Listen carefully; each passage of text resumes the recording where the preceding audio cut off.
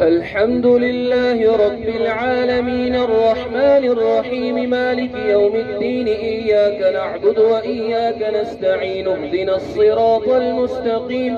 صراط الذين أنعمت عليهم غير المغضوب عليهم ولا الضالين.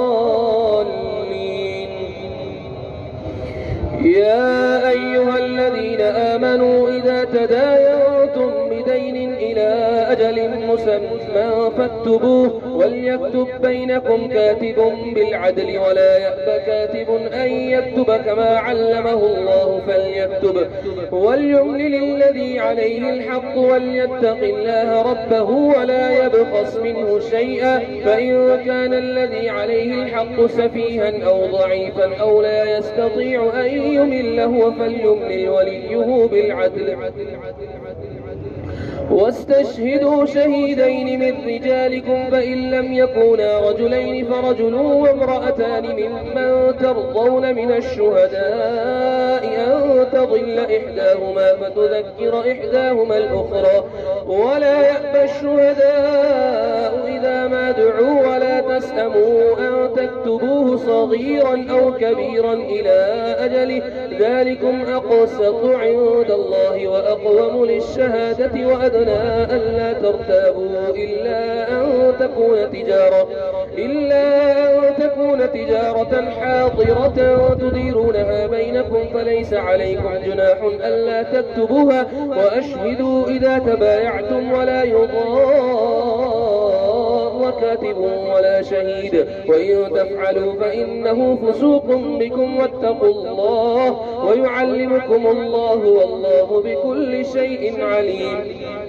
وإن كنتم على سفر ولم تجدوا كاتبا فرهان مقبوضة فإن أمن بعضكم بعضا فليؤدي الذي اؤتمن أمانته وليتق الله ربه ولا تكتموا الشهادة ومن يكتمها فإنه آثم قلبه والله بما تعملون عليم. لله ما في السماوات وما في الأرض وإن تبدوا ما في أنفسكم أو تخفوه يحاسبكم به الله فيغفر لمن يشاء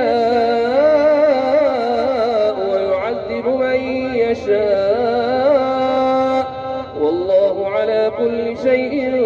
قدير. آمن الرسول بما أنزل إليه من ربه والمؤمنون كل آمن بالله وملائكته وكتبه ورسله لا نفرق بين أحد من رسله وقالوا سمعنا وأطعنا غفرانك ربنا وإليك المصير.